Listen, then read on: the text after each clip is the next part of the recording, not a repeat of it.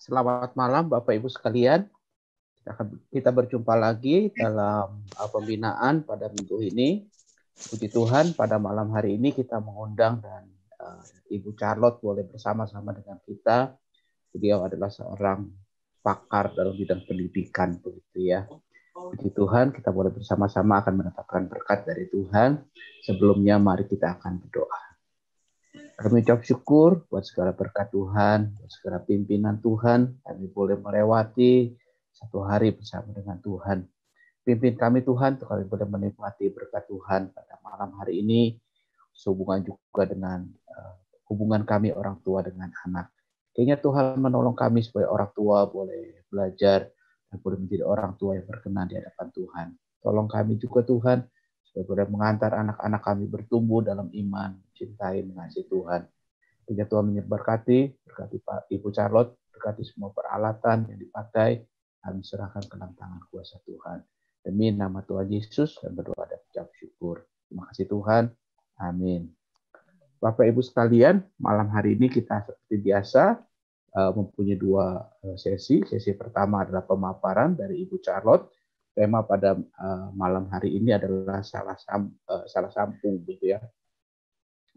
Ini adalah bagaimana membahas hubungan antara orang tua dengan anak, ya, khususnya juga mungkin dengan anak-anak remaja kita.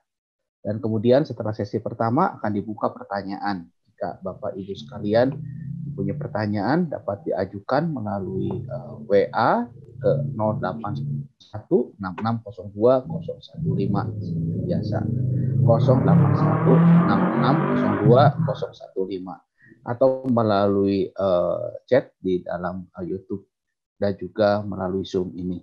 Ada 3 cara bagaimana kita mengajukan pertanyaan. Jadi kita akan masuk dalam sesi pertama, waktu dan tempat saya persilakan. Mari Ibu Charlotte. Selamat malam Pak Andi, selamat malam untuk Bapak Ibu semua.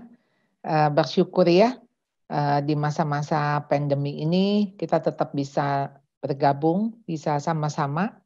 Sekalipun saya nggak usah ke Bandung ya, saya nggak kebayang ya harus jalan ke Bandung, tapi saya bisa berada di Bandung. Nah ini luar biasa nih teknologi ya.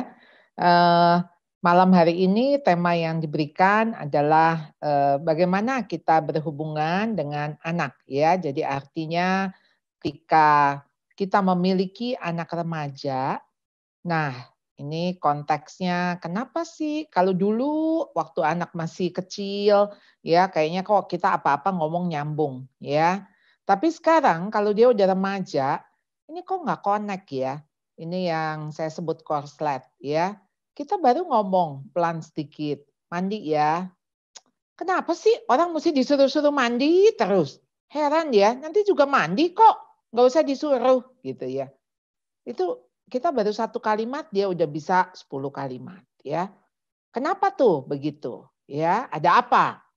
Nah, nanti minggu depan saya akan bawakan soal susah sinyal.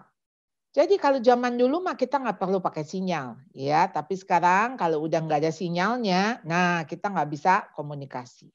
Kenapa ada perbedaan gap generation? Ya, ada generasi yang berbeda. Kalau dulu kita sama orang tua kita itu nggak terlalu berbeda. Ya, bisa tolong hostnya mungkin bisa di mute dulu, ya, tolong di mute. Oke. Nah, jadi kalau dulu kita sama orang tua kita masih berada di abad yang sama. Kita ada di abad 20. Makanya tahun kelahiran kita sama orang tua masih depannya sama, 1900. Lalu zamannya masih zaman artinya begini. Kalau orang tua kita mungkin ada di zaman penjajahan, ya. Ini orang tua saya lah, ya. Orang tua saya tuh kalau ngomong dulu zaman Belanda, dulu waktu ada Jepang, ya itu dulu. Artinya mereka dididik di dalam satu situasi di mana sulit. Jadi yang ada harus berjuang. Nah, saya dididik oleh orang tua yang, aduh, hidup tuh susah. Jadi mesti berjuang. Tapi begitu saya ngedidik anak saya, hidup udah lebih enak. Fasilitas. Sudah nggak usah susah-susah ya. Sekarang udah ada handphone, di zaman handphone. Berarti anak saya lahir. Ya, dulu itu saya ingat saya telepon itu saya mesti pergi ke box telepon ya. Mesti jalan itu kurang lebih 500 meter untuk bisa telepon. Tetapi sekarang ya semua apalagi informasi. Semua mau tahu makanan enak di Bandung apa, tinggal klik aja. Itu adanya di mana, semua informasi membombardir. Nah, kita berada di abad yang berbeda. Jadi anak-anak saudara mungkin yang sekarang remaja, berarti ada di abad 21. Ada di third millennium. Kita ini lahirnya di second millennium. 1900, anak-anak lahirnya udah angkanya beda. 2000 sekian. Nah, jadi saudara sudah berbeda. Jadi tidak heran kalau sinyal itu menjadi susah. Ya, tapi itu minggu depan. Ya. Nah, sekarang kita akan ngomong kenapa sih remaja tuh nggak connect? Ada apa? Ada sesuatu yang terjadi di dalam dirinya yang berkaitan dengan biologis. Ketika remaja itu nggak connect, apa yang terjadi di otaknya? Jadi di otaknya itu ternyata ada pertumbuhan daripada neuron-neuron yang mengakibatkan dia menjadi lambat berpikir. Jadi misalnya katakan kita nyuruh anak tadi ya mandi misalnya. Mandi ya. Mandi ya. Misalnya kita harus ngomong berkali-kali. Lalu dia bilang, apaan sih? Bawel amat gitu. Jadi buat dia tuh kayaknya kayak nggak ngedong gitu. Ada apa? Nah, jadi tadi itu diperlihatkan. Kenapa adiknya, artinya yang lebih muda, kok bisa lebih cepat ngerespon? Langsung bilang ini, tadi mama marah atau enggak? Hah? Marah tuh. Jadi dianya enggak ngeh, adiknya lebih respon, lebih sensitif, lebih peka. Nah, ini yang terjadi. Lalu kenapa remaja juga nggak connect? Apa sih yang terjadi dengan orang tua? Mari kita melihat pola asuh orang tua. Jadi orang tua seperti apa ketika melakukan menjadi orang tua?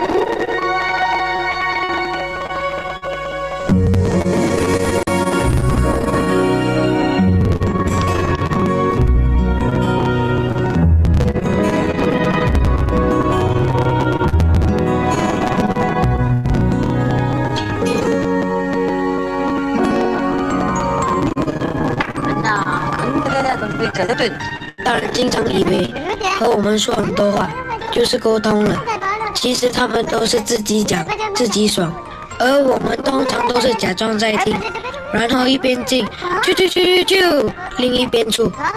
我们到底有没有听进去？他们不管，只要他们有讲就算了。知道吗？马甲，你看奶奶，她讲得多爽啊！我看我们被淹死了，他们都不知道为什么。唉，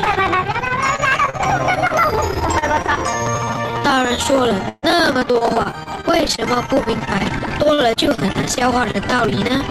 有时候我们真想把话说清楚一点。没问题。你看你还顶嘴，你话很多哦。妈妈教你是为了要你好，你还没大没小。我们用心良苦，是不想你走冤枉路。刚才我说了那么多，你明白吗？你为什么说话啊？你哑巴了？对呀，说什么都要被骂，所以我们慢慢就变成哑巴了。Iya. Jadi kita melihat apa yang terjadi dengan orang tua. Orang tua lupa kalau anaknya tuh sekarang udah gede. Nggak bisa lagi Anda bicara seperti sama anak umur 5 tahun, 7 tahun.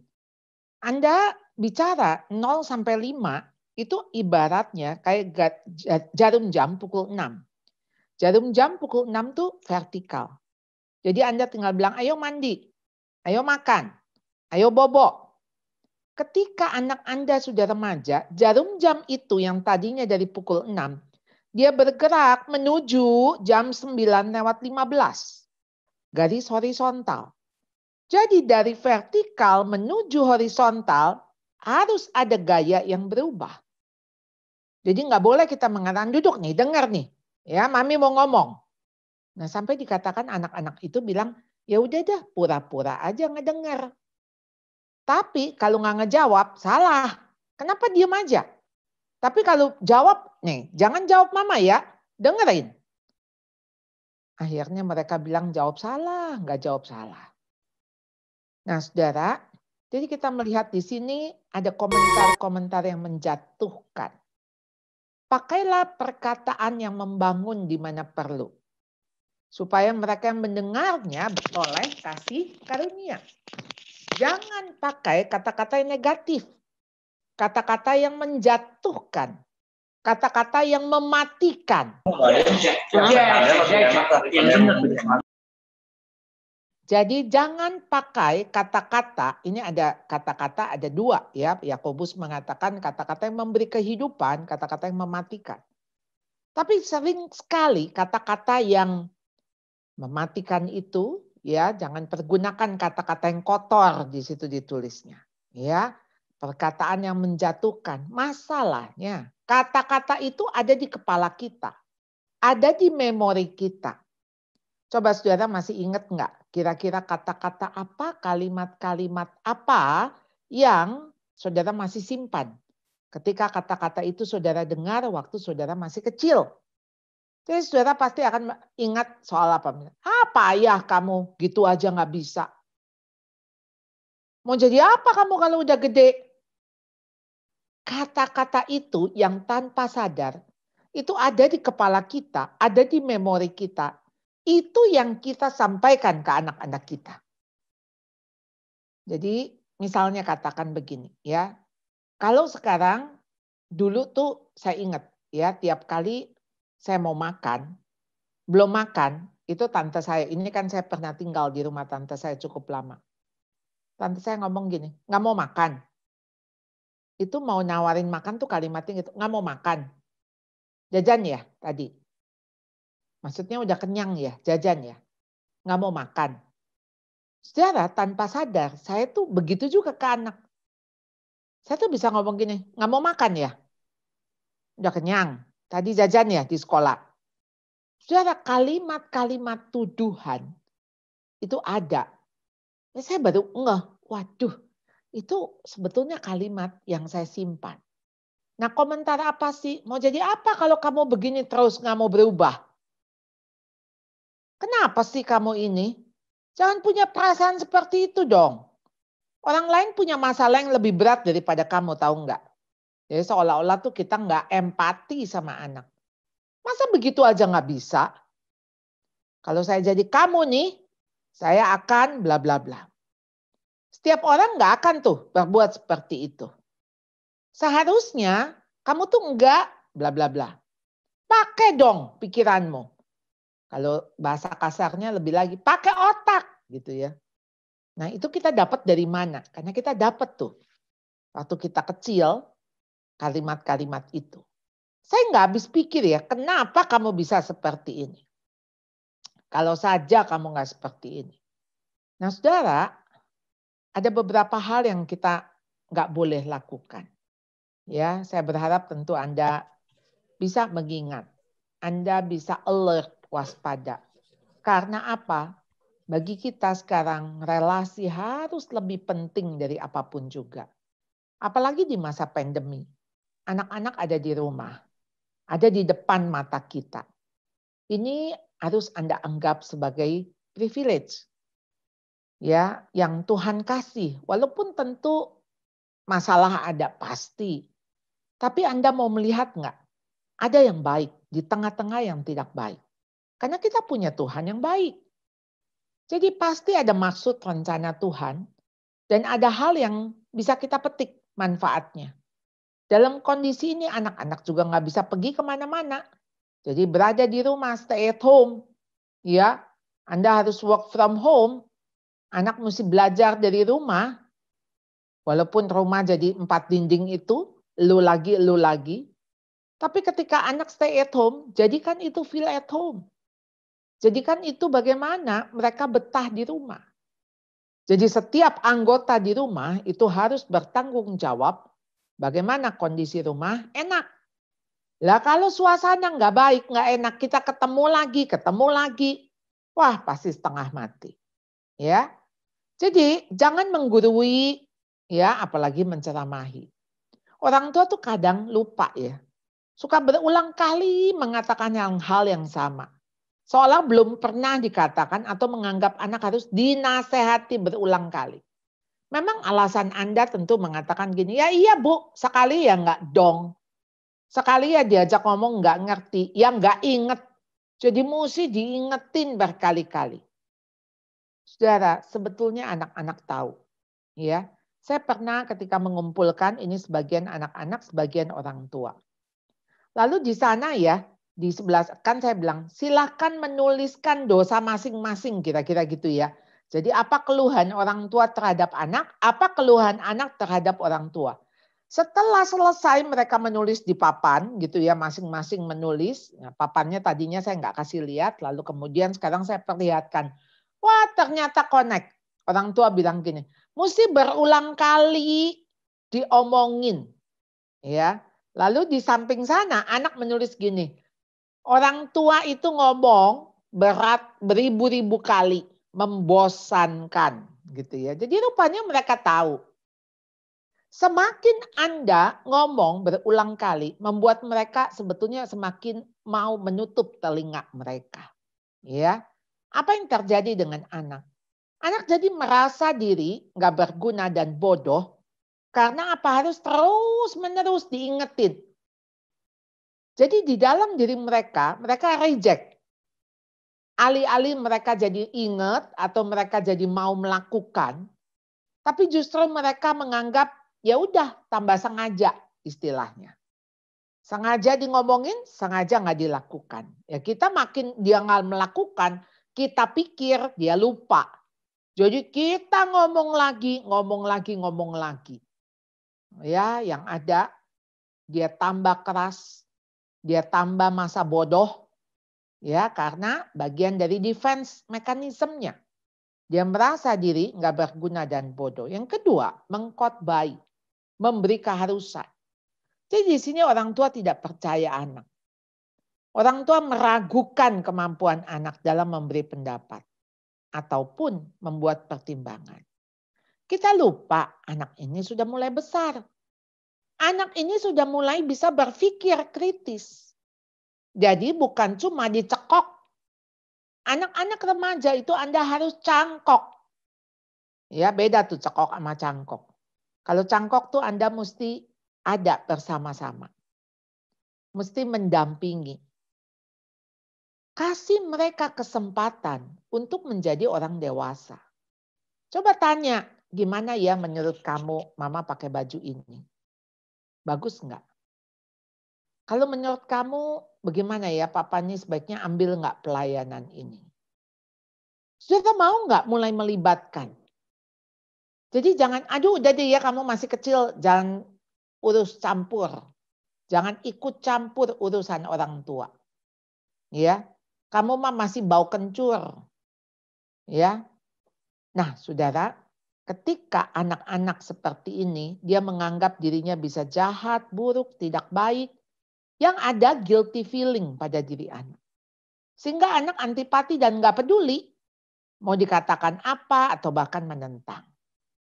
Karena kita udah ngomong, kamu tuh harusnya ya, ini mama ya, ngelihat anak lain. Nah, apalagi kalau Anda sudah mulai membandingkan. Ya. Yang ketiga mengancam.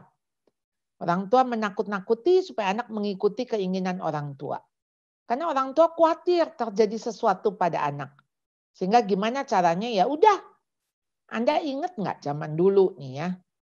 Kita ini kan nggak boleh duduk di depan pintu. Duduk di depan pintu dikasih taunya apa? Nanti berat jodoh. Padahal nggak ada hubungan duduk depan pintu sama jodoh. Yang ada hubungan adalah orang susah lewat. Jangan gunting kuku malam-malam. Itu nyumpahin orang tua mati. Jangan duduk di atas bantal. Nanti pantatnya bisulan. Nggak ada hubungan. Begitu tidak berhubungan, Anda lihat di sini. Yang ada kan kita kepinginnya anak jangan begitu. Jangan melakukan itu. Tapi kita kasih sesuatu yang, wah nanti bakal terjadi begini. Apalagi orang tua tuh kadang-kadang ya ngomong tuh asal ngomong, ya udah deh, biar mama mati aja. Tapi habis ngomong begitu ketakutan juga. Habis ngomong begitu ada orang tua telepon saya, aduh ini kalau saya benar-benar mati gimana ya? Katanya mulut seorang ibu, perkataan seorang ibu itu didengar, maksudnya bisa terjadi. Ya, saya bilang, kenapa tuh ibu ngomong begitu? Iya, biarin nih mama mati aja. Begitu anaknya ngomong, ya udah aku aja yang mati. Ya udah, kamu mati aja duluan. Ya ampun Bu, saya bilang, kenapa lagi mesti ngomong-ngomong gitu? Iya. Nah, saudara di kalangan orang Tionghoa paling anti tuh ngomong mati-mati gitu ya. Tapi tentu saja kan itu kalimat-kalimat yang memang tidak membangun.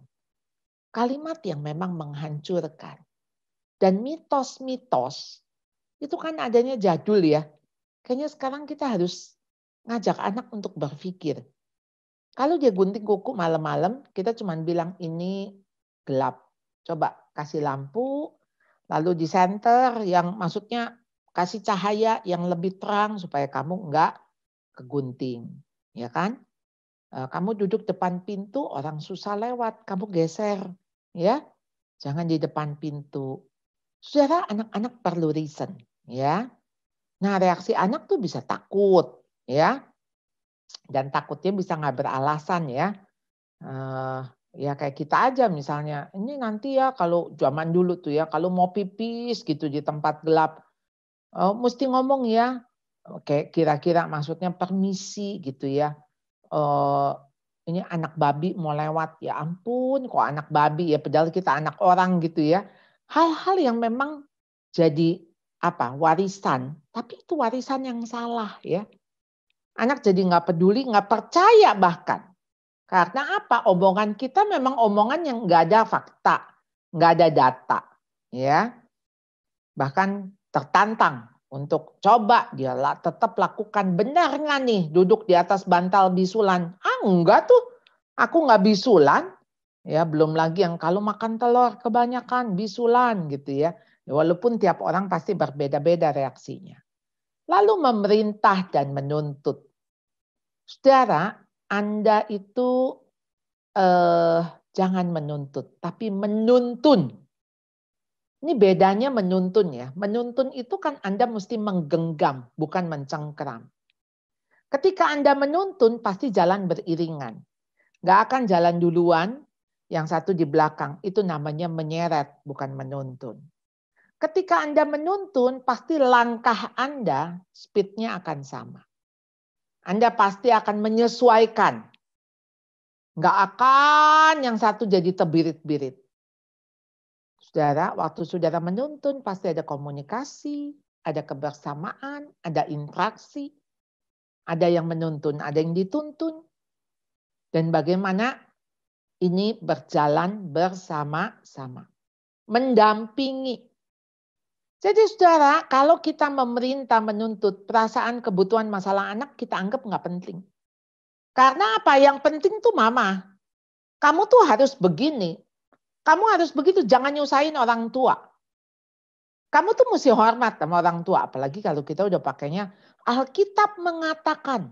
Ini sih bukan mama yang ngomong ya. Ini Alkitab bilang, hormati orang tua. Betul sih Bu, Pak. Betul. Alkitab mengatakan. Tapi waktu kita mengatakannya begitu, seolah-olah itu perasaan anak, kebutuhan anak, itu kayak kita nggak pikirin. Apa sih yang membuat dia nggak hormat sama kita? Yang membuat dia nggak respect sama kita? Pasti ada. Jangan-jangan kita sendiri yang tidak membuat dia menghormati kita. Karena kita tidak punya keteladanan. Kita tidak memberikan contoh. Kita otoriter. Reaksi anak bisa marah karena merasa orang tua egois. Bahkan menunjukkan perasaan bermusuhan, ingin melampiaskan kejengkelan dan balas perlakuan orang tua. Sudah bukan zamannya Anda dengan anak-anak Anda seperti ini. Memerintah dan menuntut. Itu hanya pada zaman dulu orang tua kita memang otoriter. Tapi semuanya otoriter, pemerintah ya otoriter, suami ke istri otoriter, guru ke siswa ya otoriter, tapi zaman sekarang sudah tidak. Sehingga kalau seperti ini, jangan melakukan itu. Menghakimi, mengkritik, menyalahkan. Orang tua langsung menuduh nih, pasti kamu nih ya. Ini yang tadi mandi nih, kamu nggak beresin ini. Padahal Anda tuh nggak ngeliat sebetulnya dia nggak yang mandi terakhir misalnya. Kenapa nih airnya nggak dimatiin? Kenapa lampu di kamar mandi nggak dimatiin? Pasti kamu ya. Saudara boleh nggak? Saat ini saudara mesti lepasin tuh. Yang namanya a priori. Ya, Anda tuh seperti seolah-olah tuh sudah ini pasti dia. Ya, Anda kan sudah punya persepsi. Persepsi Anda negatif. Kalau udah negatif, interpretasi Anda jadi negatif. Ayo saudara, kita mesti belajar untuk tidak mempunyai asumsi yang membangun persepsi sehingga mempengaruhi interpretasi. Ya, reaksi anak kembali lagi kalau dia dituduh merasa nggak mampu, bodoh, rendah diri, anak juga bisa memberikan reaksi penolakan atau justru marah. Karena ya siapa sih yang senang dikritik, senang disalahin, pasti defense. Saudara, kita ini tumbuh sebagai orang tua yang punya guilty feeling. Jadi orang tuh kalau udah punya guilty feeling, kan dia rasa bersalah. Yang ada tuh bisa ngeblame orang itu sebagai bentuk mekanismenya gitu. Ini gara-gara kamu begini nih, mamah jadi begini gitu. Padahal itu kan pilihan saudara. Untuk saudara mau jadi marah, mau jadi kesel. Dan bisa nggak sih kita nggak perlu cari kambing hitam. Kita evaluasi diri. Apalagi kita anak-anak Tuhan. Yang kita percaya segala sesuatu turut bekerja untuk mendatangkan kebaikan. Sekalipun itu tidak baik, itu mendatangkan kebaikan. Udah diterima aja. Karena mengata-ngatai, menghina, atau menstereotipkan. Saudara, kalau zaman dulu tuh kadang-kadang ada anak ya, misalnya pendek gitu. Dipanggilnya, si cebol, cebol, cebol. Kalau zaman dulu mungkin kita nggak terlalu sakit hati gitu ya. Karena kayaknya stereotip atau apa umum. Memang zaman dulu tuh bullying udah ada, membuli. Tapi bedanya membuli zaman dulu. Kayak misalnya dulu tuh zaman dulu juga kita dipanggil ya nama orang tua. Tapi sekarang konteksnya beda. Anak-anak punya pemikiran yang berbeda. Jadi ketika saudara memberikan evaluasi kritikan negatif yang mengandung efek merusak citra diri dan harga diri. Kamu tuh jorok tahu nggak? Kayak babi. Nah, apalagi udah jorok kayak babi. Ya, jadi bau banget sih kayak kambing. Makan berantakan kayak bebek. Aduh saudara, itu semua binatang keluar. Please. Kita tidak sedang menjatuhkan. Jadi kalau dia ada perbuatan yang misalnya namanya juga berantakan. Boleh nggak kita memberikan dorongan untuk mengatakan kayaknya kamu bisa lebih rapi deh. Kemarin mama lihat kamu taruh ini di situ. Bisa nggak sekarang dikembalikan ke situ? Anda mendorong orang melakukan. Orang tuh kalau dihina, dikata-katain yang ada, jadi rendah diri, reaksinya jadi marah, sakit hati, dan defense. Ya, ini semua hampir reaksinya hampir sama, saudara. Ya, lalu membandingkan. Orang tua membandingkan anaknya dengan saudara kandung atau dengan temannya. Yang artinya waktu saudara membandingkan, maksud dari saudara adalah memberikan motivasi. Saudara mau mendorong untuk mengatakan kamu juga bisa sama kok kayak dia. Kamu juga bisa melakukan. Tapi alih-alih saudara mendorong. Mendorong itu bukan mendorong untuk maju. Jadi saudara tuh mendorong untuk jatuh. Jadi ini bedanya mendorong dan ngejorokin gitu ya istilahnya. Masa kamu nggak bisa kayak dia? Tuh, adik kamu aja yang umurnya lebih kecil bisa kok. Kamu yang kokonya gitu ya. Saudara membandingkan tuh menyakitkan. Dan mestinya rumah kita bukan arena pertandingan. Yang saudara sedang mempertandingkan anak. Dan membandingkan anak. Kita aja orang dewasa nggak mau loh dibandingkan. Nggak ada kan ibu-ibu yang mau suaminya memuji tetangga lain. Lalu mah tuh tetangga sebelah tuh anaknya 3 badannya langsing. Mama anak baru 1 aja gembrot. Aduh udah pasti nggak mau. Saudara kita itu unik. The one and the only. Anak-anak kita juga the one and the only. Anak hanya boleh dibandingkan dengan dirinya. Oh kamu tuh kemarin udah begini, mama yakin kamu bisa seperti ini. Ya, kamu kemarin dapat 6, nanti pasti bisa nih 6,1. Tambahin ya 0,1. Jangan kita bilang, tuh si teman kamu aja dapat 9, dapat 10, kamu cuman dapatnya kebalikan dari 9 dapat 6. Ya, nah itu di dalam membandingkan ada unsur kita menjatuhkan. Jadi reaksi anak bisa benci justru terhadap kakaknya atau temannya yang gara-gara mereka bagus jadi dia jadi kelihatan jelek. Dan ketika itu terjadi bisa marah sakit hati terhadap orang tua. Dan Anda sedang membuat hubungan di antara saudara kandung dan hubungan dengan temannya itu menjadi rusak.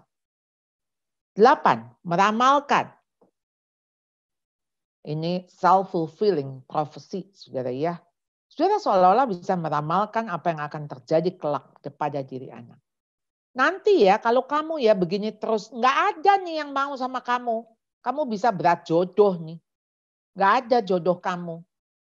Saudara, kalimat-kalimat itu tuh bisa diamini loh sama anak. Dan diimani. Ini yang namanya self-fulfilling prophecy. Jadi ketika orang tua bilang, nanti kamu gak dapet jodoh. Dia seperti gini, oh ya sudah, gue mah gak bakal dapet jodoh. Ya sudahlah, dia gak mau dandan, dia sikap sembarangan, gak mau coba untuk bagaimana menata diri, yang ada makan terus, sampai badannya juga tambah lama, tambah gemuk. Saya pernah ketemu dengan satu anak remaja. Wah badannya gemuk memang, tapi ya gak terlalu gemuk ya, maksudnya memang ya saya pikir-pikir dulu saya remaja juga begitu. Tapi dia memandang dirinya tuh buruk rupa. Sedemikian. Ya kenapa? Karena mamanya tuh tiap pagi suruh dia timbang. Ntar malam timbang. Pokoknya sehari bisa berapa kali timbang badan. Lalu mamanya mengatakan kalau kamu bisa turunin 1 kilo, mama kasih 1 juta. Kalau 5 kilo, kamu bisa dapat iPhone yang terbaru. Wah saudara, seolah-olah itu ketika dia bisa turun berat badannya, itu menjadi kesenangan si mama, bukan kesenangan si anak, bukan demi anak. Lalu dikatakan kayak begini mana ada cowok mau sama kamu. Dan ya sampai hari ini memang tidak ada pacarnya. Tapi apa yang menyedihkan? Dia bisa membuat ya kalau sekarang istilahnya tuh jadi halu gitu ya.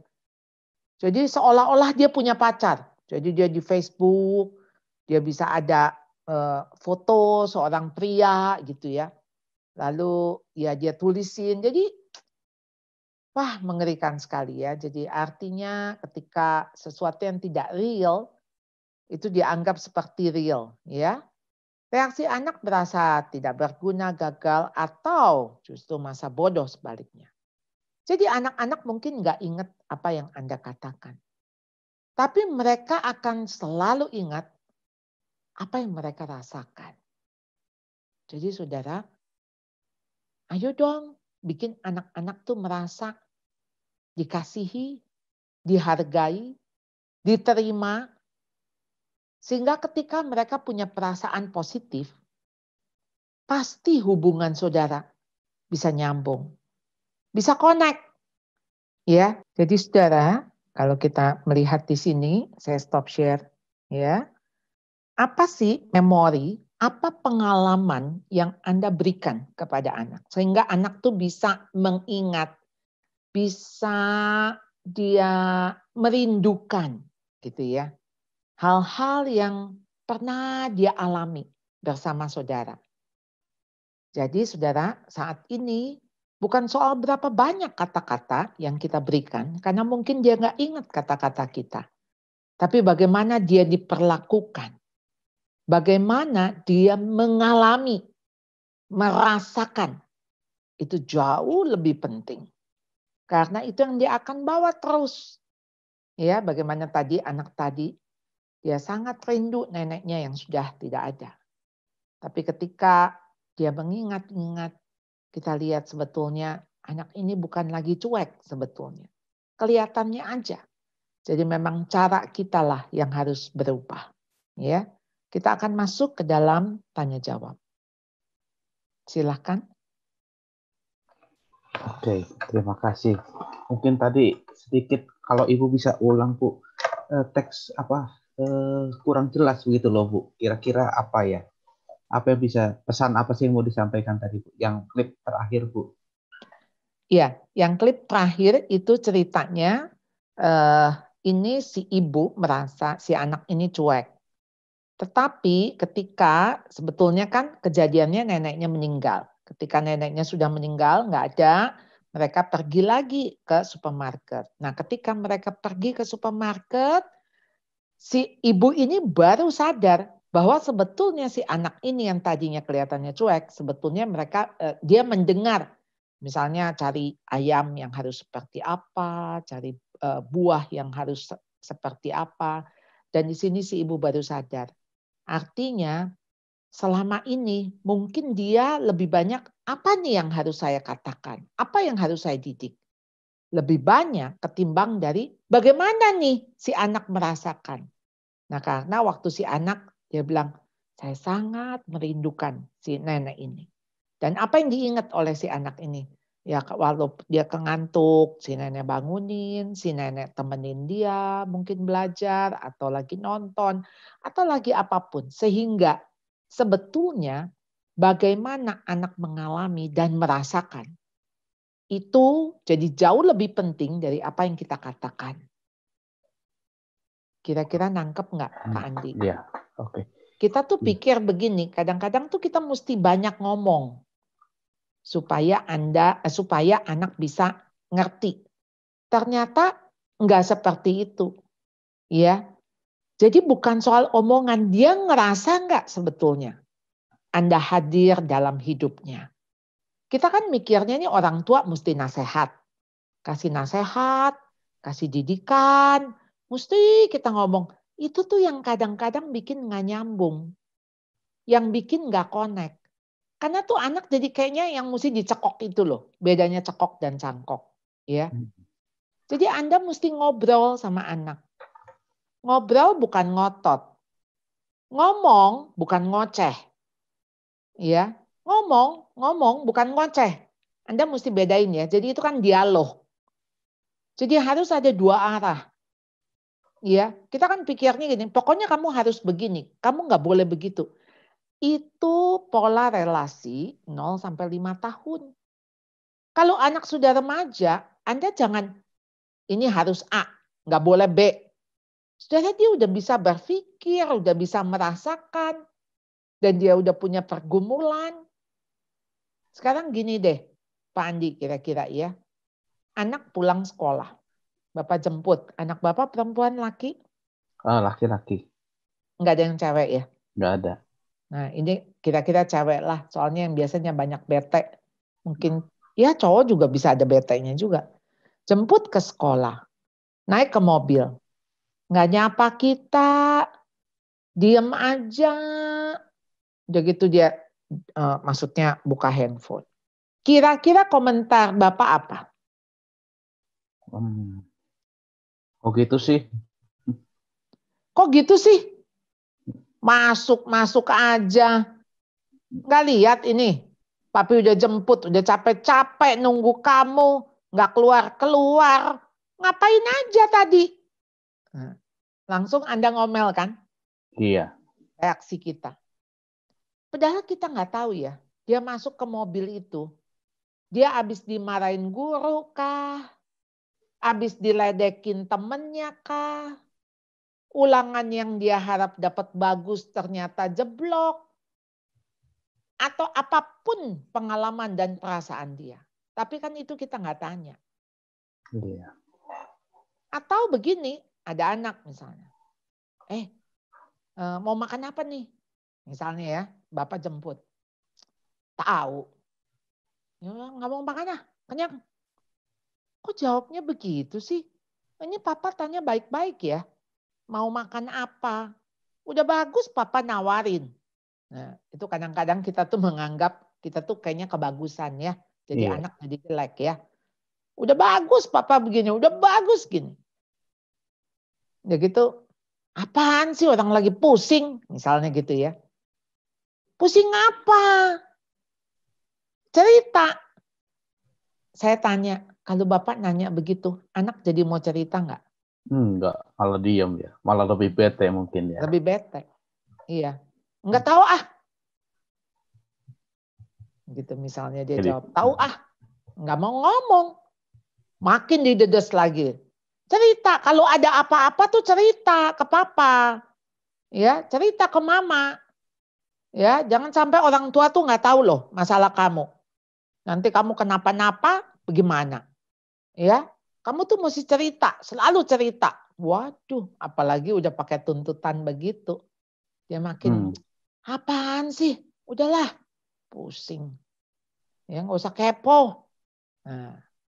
Nah itu tuh sehingga tidak terjalin. Jadi bagaimana perasaan dia itu yang mesti kita mesti kita selami. Jadi ketika punya anak remaja lebih membutuhkan orang tua yang empati. Ya, yang memiliki empati. Kan orang tua suka ngomong gini. Coba ngertiin Papa dong. Ngertiin Mama dong. Kayaknya ya, kan mereka nggak pernah tuh seumuran kita. Tapi kita yang pernah seumuran mereka kan. Harusnya kita yang mengerti mereka. Karena kita pernah remaja seperti mereka. Mereka nggak pernah jadi orang tua kayak kita. Jadi artinya mestinya kitalah yang bisa memahami, bukan mereka yang memahami kita. Ya. Oke.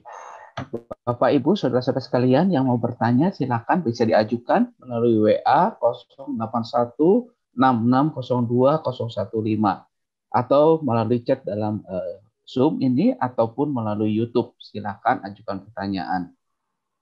Bu, kita kan belum pernah jadi orang tua ya, tapi merasa diri jagoan. Maksudnya kita seringkali mencontohkan seperti yang mungkin tadi Ibu katakan ya, kita mencontoh dari orang tua kita tanpa sadar ya Bu ya.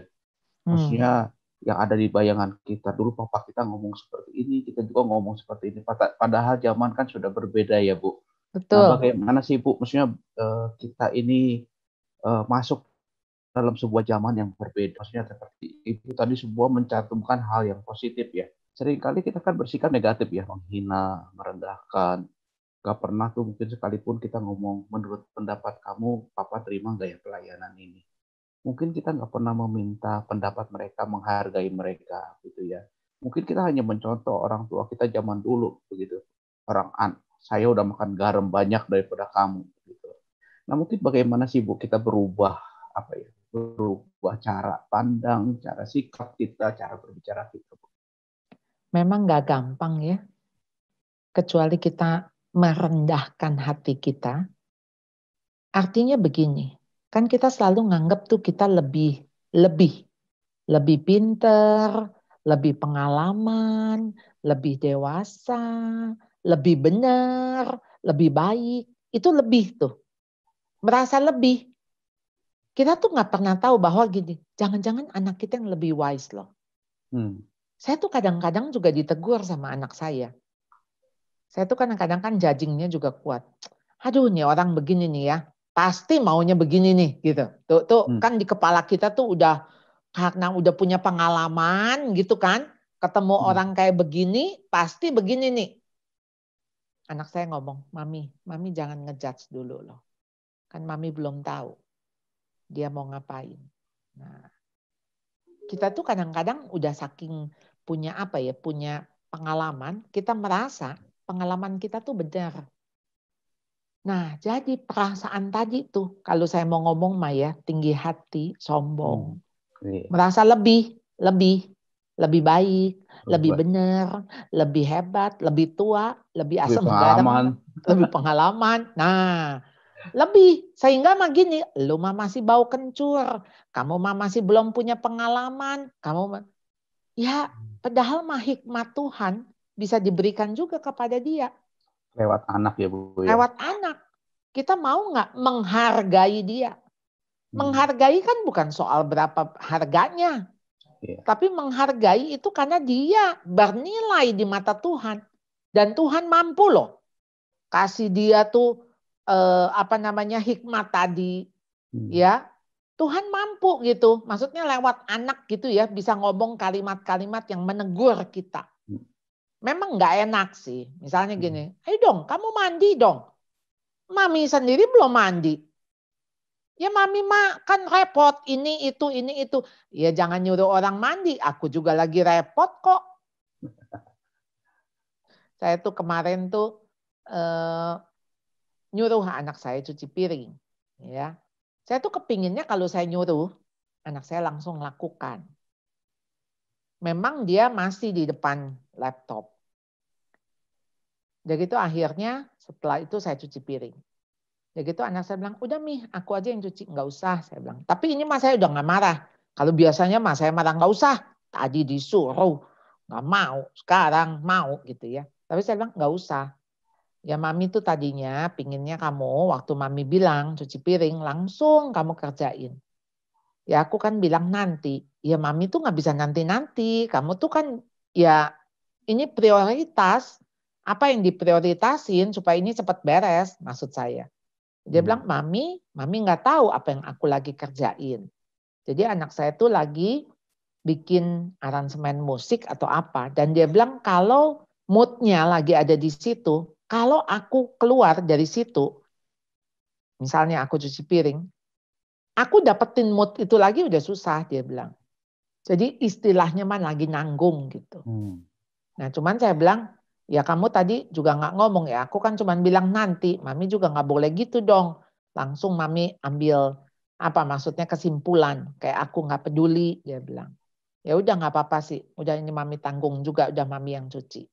Tapi saya jadi sadar, kenapa saya nggak mau berdiri di posisi dia. Maksud saya pokoknya hanya judge. Ini Mami udah ngomong ya, cuci piring. Nah, lalu ketika dia nanti, saya pikir dia seperti mengabaikan saya atau nggak memprioritaskan apa yang saya minta. Gitu Pak, ada yang bertanya? Ada Bu, ada 3 ya Bu ya, saya langsung saja Bu. Pertanyaan pertama, boleh nggak memukul anak? Gitu ya Bu, pertanyaan pertama. Pertanyaan kedua. Saya jawab dulu ya, satu-satu ya. Saja. Oke, silakan. Iya. Saudara, zaman dulu kalau kita dipukul, tetangga juga dipukul, teman sekolah juga dipukul. Jadi artinya kita pikir itu cara memang orang tua mendidik anak dengan memukul. Jadi waktu kita dipukul kita nggak sakit hati sama orang tua. Kita pikir emang udah seharusnya. Itu yang pertama. Yang kedua, artinya ketika si orang tua dia mukul kita, dia dapat ilmu parentingnya itu dari si engkong yang juga mukul. Maksudnya sih dengan dipukul nih anak jadi hebat, jadi benar gitu ya. Apalagi Alkitab juga Amsal banyak ngomong mukul. Tapi sekarang kita sudah ada di zaman yang berbeda. Kita nggak lagi mukul secara fisik. sebetulnya mukul itu secara hati. Supaya tuh anak bertobat. Jadi mesti ditimbulkan rasa sakitnya tuh pada hatinya. Supaya ada pertobatan. Kenapa? Karena kalau saudara pukul, yang ada tuh sakit hati. Dan ketika dia sakit hati, itu yang ada apa saudara? Dia merasa dia ingin membalas. Jadi ini bisa dianggap sebagai penyiksaan bagi si anak. Saudara, kadang-kadang anak itu harus dipukul bukan dengan fisik. Ini kita bicara remaja ya.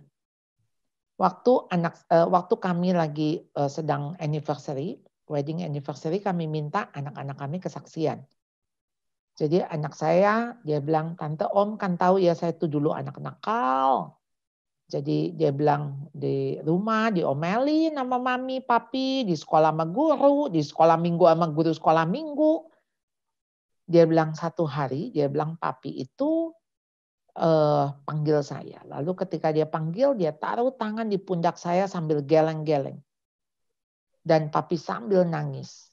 Artinya mungkin udah bohwat kali suami saya. Tapi si papi ngomong begini, dia bilang, ingat sekalipun kamu nakal, kamu tetap anak papi. Dan papi sayang. Lalu dia bilang, saya nggak pernah lupa kalimat itu. Dan dia bilang, justru saya jadi merasa saya udah bikin susah orang tua. Saya tuh udah, maksudnya bikin orang tua jadi nangis. Tapi orang tua tetap sayang. Nah saudara, Anda bisa nggak sentuh hatinya? Artinya bukan dengan pukulan fisik. Tapi Anda pukul tuh sampai maksudnya bikin hatinya jadi sakit gitu kan. Maksudnya hatinya tersentuh.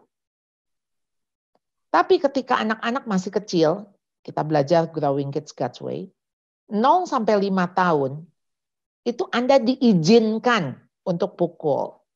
Diizinkan. Kalau, nah banyak syaratnya.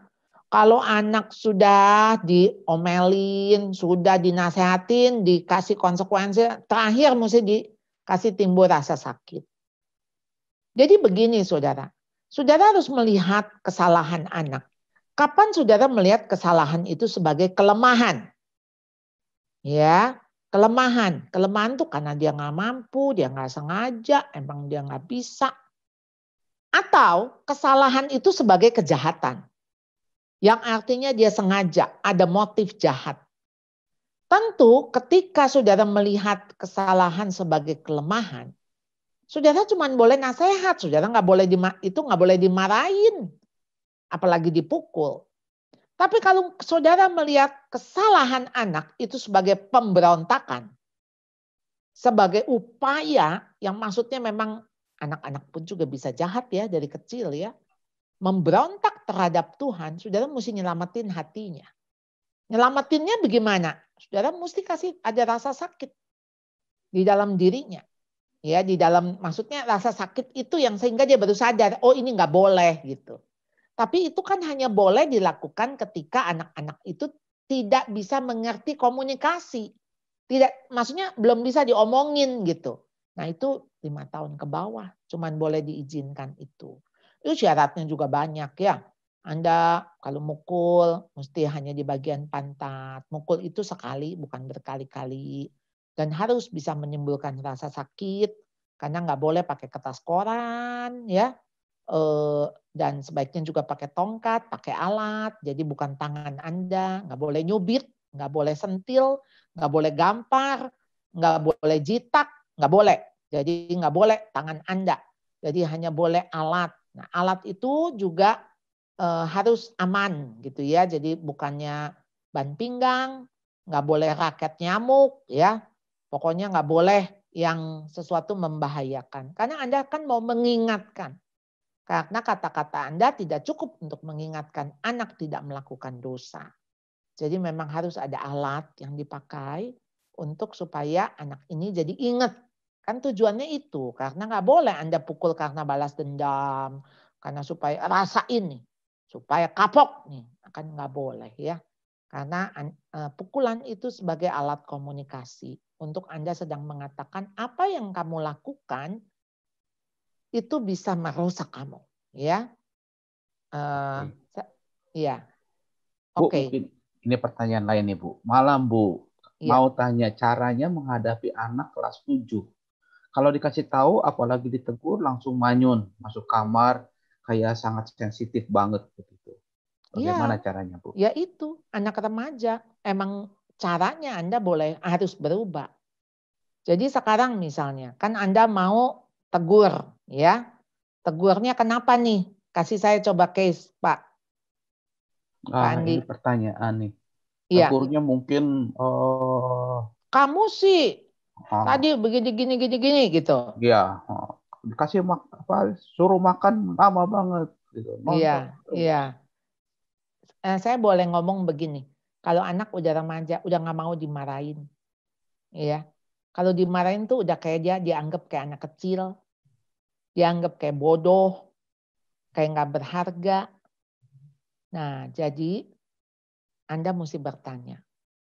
Kenapa sih tadi kamu mama suruh makan, nggak makan-makan? Kenapa? Lagi kesel. Lagi nggak enak badan. Ya, gitu. Jadi maksudnya gini, kita bertanya. Jangan langsung menuduh, menegur. Ya, kita tanya ada apa? Kadang-kadang dia juga nggak ngerti kok ada apa dengan dirinya. Ya lagi kesel aja, bete, lagi ngamut gitu. Ya udah, kita rasanya mesti kasih space ke dia. Kita akui perasaan dia begitu. Namanya juga secara hormonal. Walaupun kita bilang, ya nggak apa-apa kamu kesel. Kan kesel mah boleh atuh. Ya nggak boleh kan kurang ajar. Ya. Nah kamu jangan sampai bentak-bentak mami. Kalau bentak-bentak mami kan kamu jadi kurang ajar. Kalau kamu kesel, nggak apa-apa, tiap orang mah boleh kesel atuh. Ya. Nah Anda mah jangan terpancing ya. Jadi orang tua buat remaja mah mesti darahnya di kaki ya. Jadi nggak naik-naik ke kepala ya. Jadi nggak bakal darting dah. Ya. Bu, pertanyaan lain. Bagaimana cara terbaik menegakkan peraturan atau mendidik mandiri pada anak usia remaja, khususnya pada saat pandemi ini? Terima kasih. Anda kalau mau anak mandiri, Anda kasih konsekuensi aja. Jadi sekarang misalnya begini, ya, mandiri soal apa sekarang? Kasih contoh. Mungkin masalah belajar di rumah mungkin ya, Bu. Oke, belajar di rumah. Kan kita udah nggak bisa tuh tongkrongin di samping dia. Kita cuma bilang apa yang perlu mami bantu.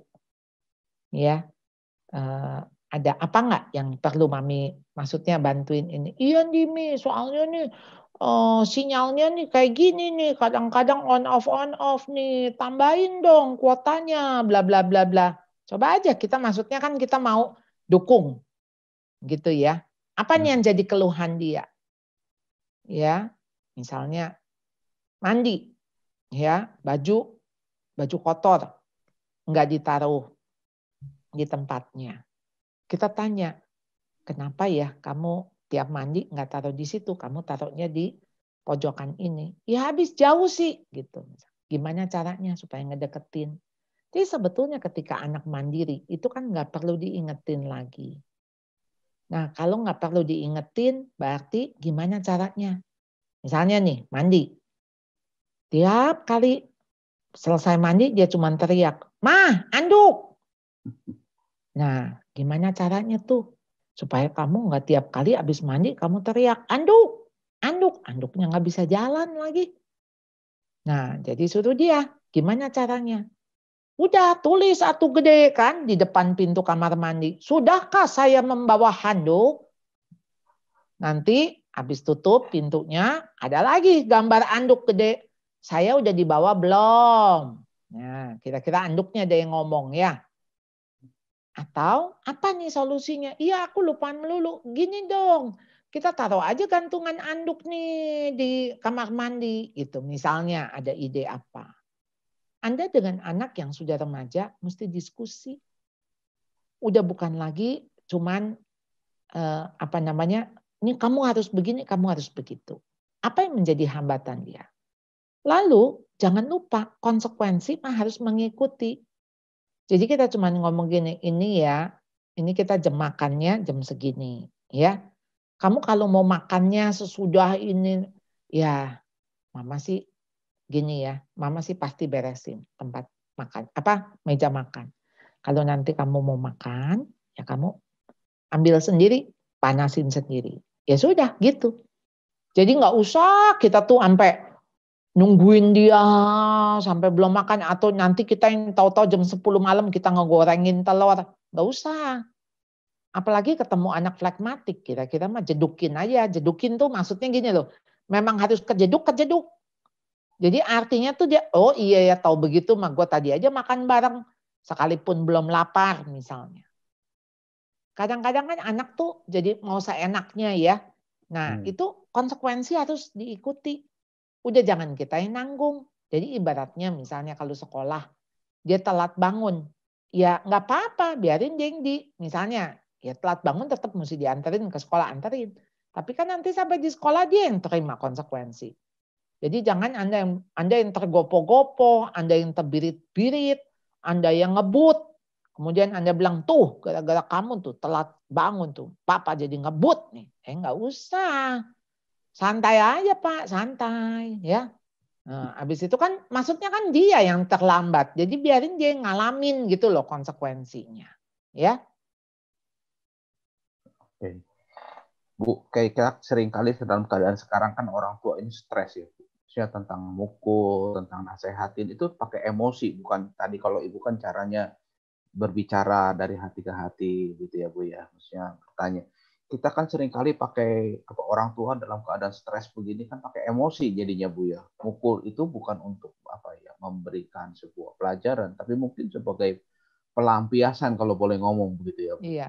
Ya, kemudian juga mungkin tentang cara berbicara. Seringkali kita ini ya anak itu jadi pelampiasan mungkin ya Bu. Dengan emosi kita yang udah ada di hati, ada di kepala, mungkin keluar dengan kata-kata yang ini. Bagaimana sih caranya mengontrol gitu Bu? Emosinya Bu? Iya. Kalau sekarang Anda ibaratnya jadi bablas. Akibat yang ditanggung tuh panjang. Maksud saya emosi sesaat, tapi rusak relasi jangka waktunya panjang. Ngobatinnya lama. Marahnya mah 5 menit. Tapi dia nggak ngajak kita ngomong mungkin 5 hari. Maksudnya tuh jadinya ya tahu begitu mah 5 menit. Anda keluar aja dah. Ya, keluar nyemprot tanaman kayak apa kayak gitu. Maksudnya untuk ngelampiasin tuh kita kan mau apa coba sekarang ya. Mendingan juga tinggalin. Maksudnya tinggalin tuh anak kalau Anda jengkel, kesel. Udah, mendingan apa ya Pak? Kalau Bapak lagi kesel, mungkin lebih baik cuci mobil ya. Pak Andi ya. Iya. Maksudnya disalurinnya ke situ. Jadi itu maksudnya jadi nggak dilampiasinnya ke anak. Udah aja ke mobil, digosok tuh mobil ya. Dibersihin tuh kan. Jadi habis energi kita buat ngomel juga. Nah, habis gitu kan ya udah. Nah, sekarang tuh kita mesti timbang akibatnya gitu. Karena saat ini tuh relasi jauh lebih berharga. Ngerusakinnya gampang, tapi membangunnya, memeliharanya tuh, waduh, perlu ekstra tenaga gitu ya, energi. Iya kalau bisa pulih. Itu makanya masalahnya dengan relasi ya Bu ya. Orang tua dengan anak remaja itu masalah relasi ya Bu. Relasi. Karena kesalahan kita juga ya Bu. Iya, nanti ini bentar lagi kan anak-anak udah keluar dari rumah. Sekolah, ya kan, keluar kota, keluar negeri. Udah pergi mah bisa nggak kapan pulang Pak. Habis itu udah kuliah S1, S2, dia kerja di situ, dia menikah di situ, udah nggak pulang. Nggak pulang mah udah bye-bye aja kan? Iya. Udah selesai. Bu, ini banyak pertanyaan nih Bu. Iya. Ini konsekuensi apa yang cocok untuk anak 9 tahun yang sulit disuruh tidur katanya Bu? Kalau dia sulit disuruh tidur, sekarang kita ngomong, ini memang udah jam tidur. Ya. kita semua matiin lampu, ya. Semua handphone, ya. Jadi nggak ada TV, nggak ada handphone, nggak ada apa. Ya udah, itu. Sementara mungkin ya kita harus temani dia. Kenapa dia sulit tidur? Ada apa? Sebetulnya dengan masalah sekarang nih, cabin fever, kan ada cabin fever. Jadi perilaku seseorang yang disebabkan karena dia ada di dalam rumah dalam jangka waktu yang panjang, yang lama. Nggak keluar rumah tuh ternyata bikin stres. Nah, ini ada istilah cabin fever. Biasanya di luar negeri itu ketika salju yang tebal, orang tuh jadi terjebak di dalam rumah. Nggak bisa keluar rumah. Tunggu nanti salju mencair. Nah, ada ciri-cirinya. Jadi ciri-cirinya termasuk salah satunya sulit tidur. Waktu saya seminar dengan satu dokter anak, ya si dokter anak mengatakan dia sekarang dapat banyak pasien anak-anak yang bahkan umur 2 tahun itu sulit tidur. Bayangin aja coba 2 tahun susah tidur. Ya. Karena stres itu. Mikirin Nah, toko sepi gitu, Bu. bisa juga ya. Entah gimana karena sebetulnya kalau anak-anak mah karena kagak keluar rumah tuh. Jadi Anda mesti tahu penyebabnya apa gitu. Kalau dia misalnya memang harus tidur siang. Gara-gara tidur siang jadi dia susah tidur malam, ya udah jangan ditidurin tidur siang. Karena memang tiap anak tuh kebutuhan tidurnya beda-beda. Ada anak yang memang cuma butuh 8 jam. Ya sudah itu. Jadi siangnya jangan ditidurin. Gitu kira-kira ya. Ada lagi nih Pak ya. Bagaimana caranya biar anak mau disiplin belajar di rumah sendiri tanpa harus ditungguin? Meski mungkin anak ini sudah bosan di rumah. Nah, karena anak sekarang banyak alasannya kalau disuruh belajar cuek dengan tugasnya. Anak ini umur 7 tahun katanya, Bu. Nggak usah anak-anak, kita aja juga bosan, ya kan? Iya. Jadi gimana ya caranya untuk anak tuh bisa terus-menerus belajar, motivasi tinggi. Ya ampun, kayaknya itu mah ada sih di dunia gitu ya. Cuman itu berapa persen gitu. Ini kan umum ya. Anak-anak bosen, anak-anak juga butuh kreativitas. Ayolah, Anda mesti bikin rumah itu jadi sesuatu yang menyenangkan. Ya, yang lalu saya sering seminar, saya bilang, ini saya anak-anak tuh punya teman saya punya ide. Jadi mereka nggak tidur di kamar, tidurnya di tenda. Tapi tendanya ditaruhnya di ruang tamu, Pak. Lalu di atas, di langit-langit tuh ditaruhin bintang, bulan, dipakein warna yang kalau digelapin tuh itu bisa ada berwarna, ada bercahaya gitu ya. Jadi kreatif. Ya itu saya bilang rumah tuh mesti dijadikan bioskop ya. Kadang-kadang ini jadiin restoran, jadiin salon ya. Ada pedicure, manicure, nanti ada salon-salonan ya. Apa aja yang bikin anak tuh merasa hidup tuh jadi bukan rutin. Rutin. Ini kan rutinitas dia berubah tuh. Yang tadinya dia pergi ke sekolah sekarang enggak. Ya. Dia kehilangan sebetulnya. Kehilangan rutinitas. Kehilangan juga teman-temannya. Kehilangan juga disiplin sekolah.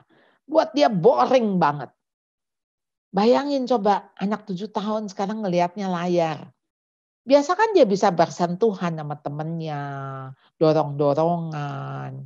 Bercandaan. Sekarang udah nggak bisa.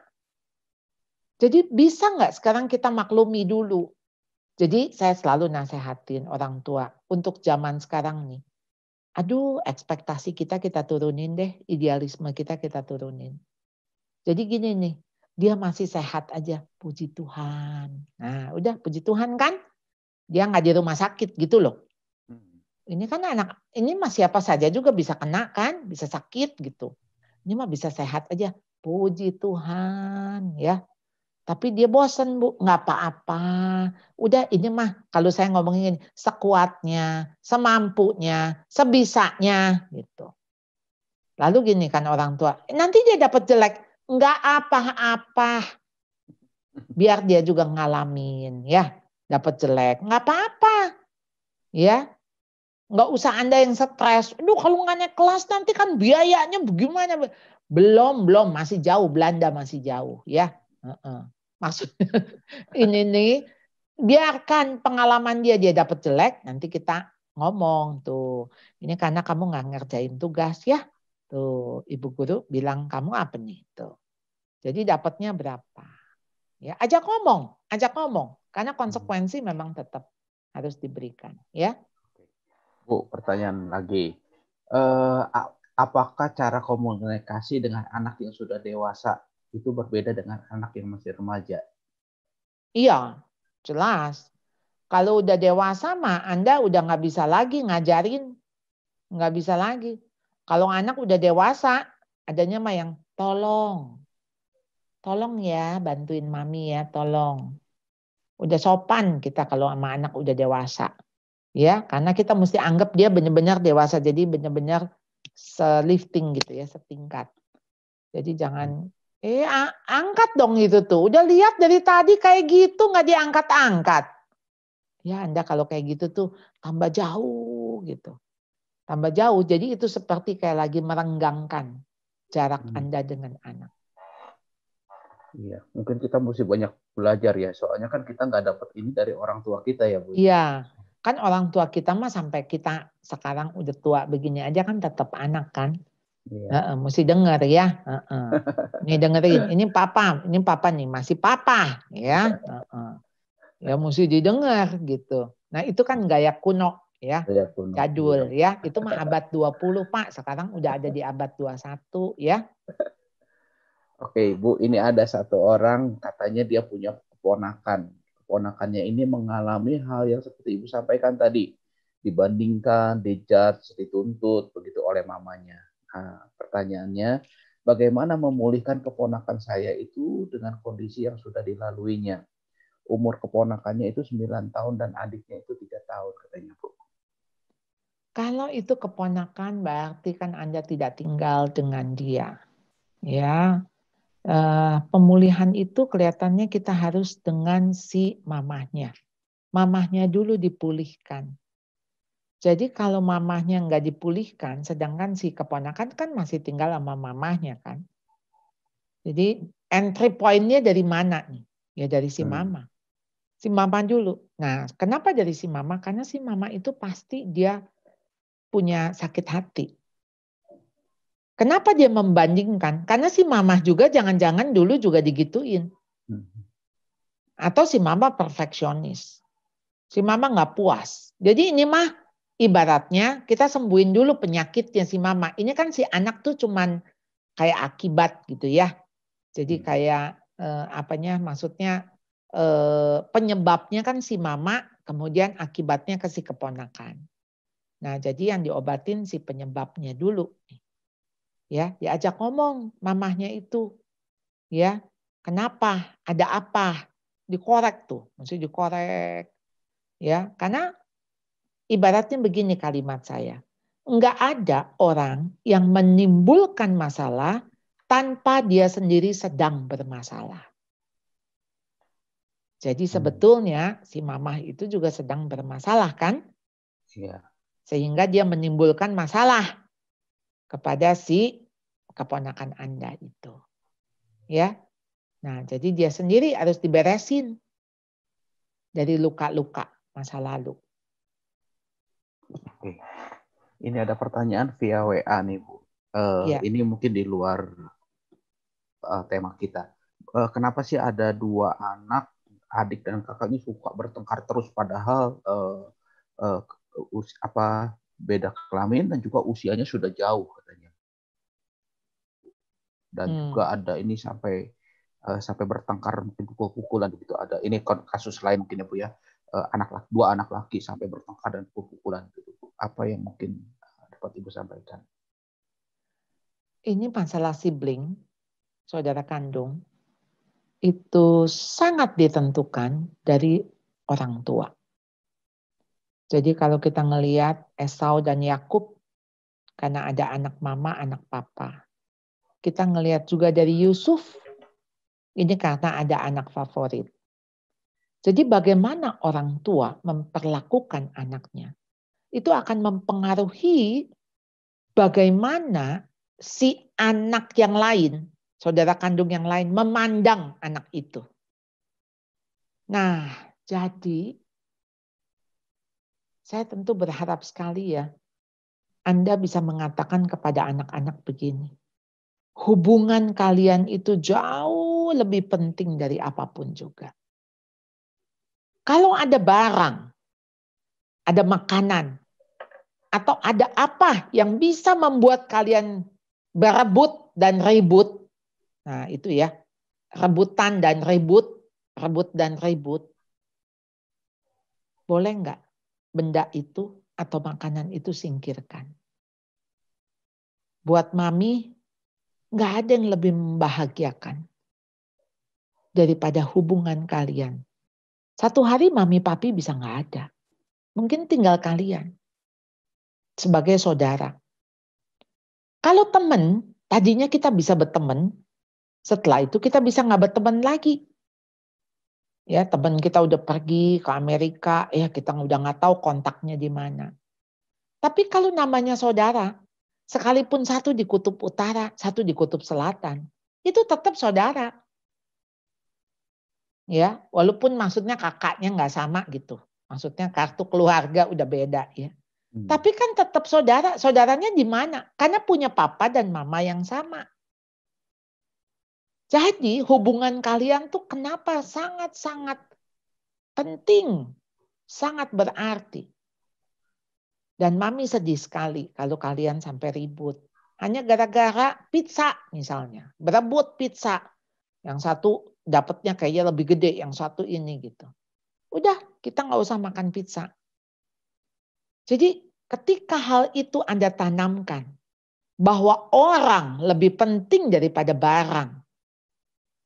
Jadi relasi lebih penting daripada apapun yang ada. Saya berharap mindset anak itu berubah. Jadi bertengkar boleh, namanya juga konflik. Manusia kan ya di mana ada manusia di situ ada masalah lah. Tapi harus selesai. Selesai itu sebelum matahari terbenam. Tapi kalau konfliknya setelah matahari terbenam, ya berarti mesti selesai sebelum matahari terbit, ya. Pokoknya ukurannya matahari aja, ya. Jadi harus diselesaikan. Jadi nggak berulang. Masa berantem soal kaos kaki lagi.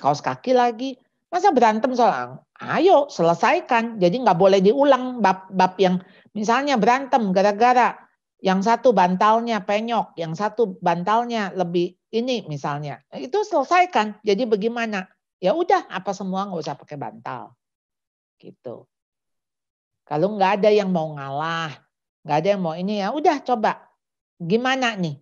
Jadi jangan karena barang. Sebetulnya mah bukan sebab barang, sebabnya ada di hati. Di hati tuh yang nggak puas, di hati tuh yang merasa dia lebih enak daripada saya. Jadi apa yang timbul? Yakobus mengatakan apa sih perpecahan atau perselisihan karena adanya iri hati. Nah, jadi iri hati itu timbulnya dari mana? Karena orang tua sering lupa. Yang satu dibela, yang satu disalahin. Yang satu dipuji, yang satu nggak dipuji. Duh, ini yang kadang-kadang kita tuh lupa. Lalu orang tua kan bilang, saya nggak bandingin loh. Betul sih Bu, ibu nggak bandingin. Tapi waktu ibu memuji yang satu, itu yang satu yang nggak dipuji, dia berasa jelek. Padahal mah kita nggak bandingin. Tapi itu perasaan si anak. Gitu ya. Oke, ini pertanyaan lain nih. Malam Bu, anak saya usia 6 tahun pernah mendapatkan bullying saat di sekolah sama teman-temannya. Dan dia merasa temannya itu hanya papa dan mamanya saja. Nggak ngerti kenapa ya. Dia merasa temannya itu hanya papa dan mamanya saja. Bagaimana cara memulihkan hubungan interaksi dia dengan teman seusianya, Bu, yang sudah membullying dia? Anak itu gini. Anda ya sebagai orang tua jangan menanggung sakit hati anak. Anak tuh kalau dibully, tinggal kita misalnya begini loh. Dia dibully dikatain. Misalnya, oh hitam kamu gitu ya. Kita tinggal ngomong aja. kamu tuh sebetulnya hitam enggak? Enggak, kan aku putih. Ya udah tuh dia salah lihat ya. Tapi kalau misalnya, iya kan aku emang hitam. Oh ya nggak apa-apa, itu peneguhan ya. Apa sih yang kita bisa anggap itu bully? Maksud saya itu hinaan. Kita bisa menganggap itu hinaan atau enggak. Masuk aja, masuk kuping kiri, keluar kuping kanan. Jadi jangan masuknya ke hati. Jadi apa yang kita dengar, naik dulu ke atas nih, diolah di atas. Ya, kalau nggak benar, buang. Nggak ada sesuatu yang bisa menyakiti kita. Kecuali, ya itu yang mamahnya Loretta Claiborne. Loretta Claiborne itu seorang anak yang kayak keterlambatan mental. Jadi teman-temannya suka panggil dia kayak misalnya, wah kamu tuh idiot. Nah mamahnya bilang, nggak ada kata-kata yang bisa membuat kamu sakit hati, kecuali kamu izinkan dia masuk ke hati kamu. Yang bisa membuat kamu sakit, itu adalah kayu, batu, maksudnya yang ketika kena ke tubuh kamu. Tapi kata-kata mah nggak bisa, kalau kamu nggak izinin itu masuk ke hati kamu. Jadi jangan dimasukin maksudnya ke hati. Nah, jadi kita mesti ngajarin anak bisa mengampuni teman-temannya. Jangan sampai dia punya persepsi, apalagi 6 tahun, bahwa semua temannya jahat. Yang baik itu cuma papa dan mama. Masa nggak ada yang baik? Pasti ada. Saya suka bilang ketika anak saya misalnya dulu, Mami aku nggak punya teman. Oh, kamu nggak punya teman yang populer. Yang kamu mau temenan sama dia nggak mau. Cari temen yang nggak punya temen. Saya bilang pasti ada. Dan temenin gitu. Kan pasti anak nggak populer. Anak yang ya maksudnya anak yang mungkin nggak masuk hitungan. Temenin. Nah makanya kamu bisa punya temen. Ya maksudnya berteman lah gitu. Ya. Bu, tadi Ibu sampaikan tentang relasi ya Bu ya. Bagaimana cara kita berbicara, bukan hanya sekedar menyuruh atau menuduh atau menekan begitu. Nah sekarang kan seringkali kita melihat pertumbuhan anak itu nggak terasa ya Bu ya. Mungkin dari kecil sekarang udah remaja. Seringkali kita ini masih melihat anak kita masih kecil gitu loh Bu. Ada nggak sih patokan Bu ya? Maksudnya umur berapa sih anak kita sudah harus diperlakukan berbeda atau bagaimana nih Bu? Jadi itu tentu saja nggak mendadak Pak. Tadi kan saya ibaratkan hubungan kita sama anak 0 sampai 5 tahun itu kan seperti jarum jam pukul 6 vertikal. Nah itu tuh jarum jamnya terus bergerak Pak. Nanti kalau dia udah SD 7:05 ya tetap garisnya lurus kan 7:05. Habis itu dia SMP SMA 8:10. Nah, ketika dia dewasa 9:15 ya, jadi horizontal. Itu mesti bergerak jarum jamnya. Jadi jangan anak umur 12 tahun dimarahinnya sama kayak dia umur 5 tahun. Ya, berarti kan Anda nggak nganggap dia berubah ya. Gaya parenting kita mesti berubah, style parenting kita mesti berubah. Jadi semakin anak-anak besar, otoritas kita makin kita tinggalkan, yang justru kita tingkatkan adalah hubungan. Hubungan, relasi. Ya. Jadi otoritas makin turun, hubungan makin naik gitu loh. Kalau waktu masih kecil kan otoritasnya nih, pokoknya kalau mami udah ngomong gini, kamu mesti nurut ya, gitu. Otoritas. Tapi begitu udah gede mah udah enggak, mami ngomong gini kamu bukan begitu, kata dia, apaan? Aku nggak mau nurut kok, aku nggak mau. Ya, kalau nggak mau keluar dari rumah ini, beneran dia keluar, iya kan? Jadi Anda udah nggak bisa pakai ancaman, pakai otoritas. Jadi pakai hubungan. Ya, jadi misalnya kalau kamu nggak naik kelas, kamu nggak usah sekolah lagi. Nah, itu Anda ngomongnya begitu. Ya udah orang dia emang kagak pengen sekolah, jadilah dia kagak belajar supaya nggak naik kelas, ya dong. Jadi sama anak remaja mah nggak bisa. Ibaratnya gini, lu jual gue beli. Gitu. Ya.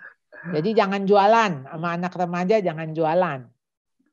Jadi kalau misalnya apa yang kamu butuhkan, apa yang kamu perlu, Mami mau doain kamu, doain apa ya?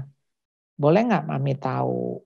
Ya, jadi Anda tuh mesti, ya makanya anak makin gede, kita mesti jadinya sopan gitu ya sama dia. Makin memperlakukan dia tuh bukan apa namanya, ini milik kita gitu. Jadi bisa kita apa-apain, boleh kita apa-apain. Jadi dia udah punya kehidupannya sendiri. Kita menghormati mereka. Ya. Iya. Buat orang Asia biasanya susah seperti itu ya. Susah, betul. Iya. Kita selalu merasa memiliki otoritas gitu ya Bu ya. Iya, kayak dia punya kita, jadi dia mesti nurut nih. Udah, Anda mesti harus lepas. Saya nulis satu buku, Pak Andi, mungkin nanti teman-teman di Bandung kalau itu ya. Jadi judulnya Learning to Stop. Jadi ingat kita tuh jadi orang tua, gak selamanya kita jadi orang tua. Kenapa? Kan kita nggak mau juga anak kita udah 50 tahun ngomong gini, "Pa, minta duit dong, Pa. Pa, duit," kan nggak mau. Berarti kan anak kita harus jadi dewasa, satu hari juga dia jadi orang tua, ya. Nah, jadi memang kita harus berhenti jadi orang tua. Lalu jadi apa? Harus berubah pola relasinya, yaitu menjadi sahabat. Tentu saja kita menjadi orang tua pasti seumur hidup ya. Itu anak, ini kita orang tuanya. Nggak berubah. Tetapi yang berubah apa? Di dalam pola relasi. Ya, pola relasinya kita menjadi sahabat dia menjadi sahabat kita. Nah, itu tujuannya. Jadi kalau tujuannya ke situ, kita sekarang jadi orang tua nggak boleh kepo, ya. Ngajarin anak juga untuk dia mau bertanggung jawab. Jangan sampai kita terus digelendotin anak, digelayutin anak. Ya, mesti lepasin, let go and let God. Nah, itu judulnya Learning to Stop, ya. Nanti saya kirim ke Pak Andi, ya. Oke, terima kasih. Kita sudah lewat waktunya 6 menit. Iya, atas betul. Nama Majelis Gereja KM Tong dan juga seluruh peserta malam ini, kami ucapkan terima kasih buat berkat dari Tuhan melalui Ibu Charlotte pada malam hari ini. Saya serahkan kepada Pak Richard untuk menutup dan juga mungkin ada pengumuman. Silakan Pak Richard.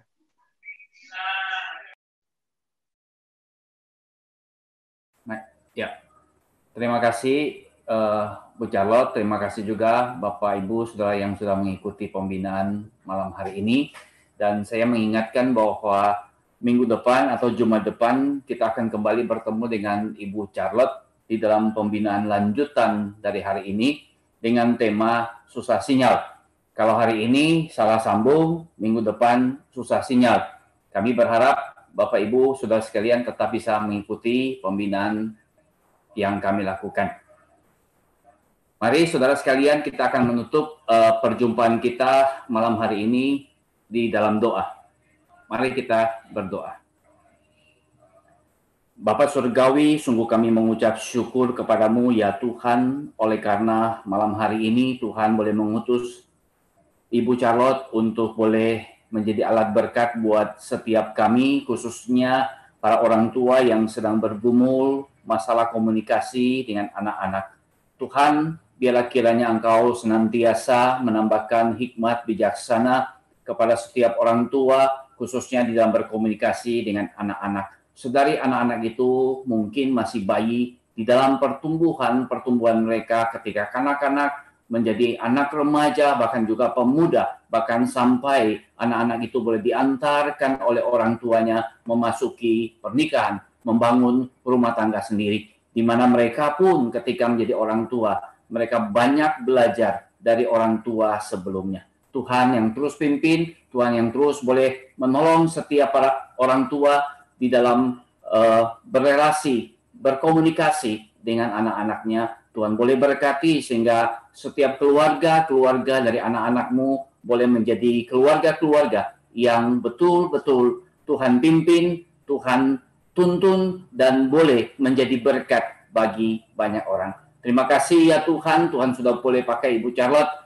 Biar kiranya minggu depan Tuhan tetap boleh memakai Ibu Charlotte untuk menjadi alat berkat bagi setiap kami yang boleh mengikuti pembinaan ini. Terpujilah namamu Bapa, di dalam nama Tuhan Yesus Kristus kami sudah berdoa. Amin. Buat Bapak Ibu sekalian, mungkin yang tadi ada kesulitan untuk masuk. Jadi channel Zoom kita hanya bisa memuat 100 peserta, begitu ya. Tadi ada lebih dari 100, jadi kita juga menyiarkan ini melalui YouTube. Jadi mungkin nanti buat minggu depan kalau ada yang terlambat, kalau tidak bisa masuk, Anda bisa menontonnya melalui YouTube. Begitu. Sekali lagi terima kasih buat Ibu Charlotte buat segala pelayanan yang Ibu sudah sampaikan. Terima kasih buat berkat Tuhan yang boleh kita terima pada malam hari ini. Sampai ketemu minggu depan. Tuhan Yesus memberkati.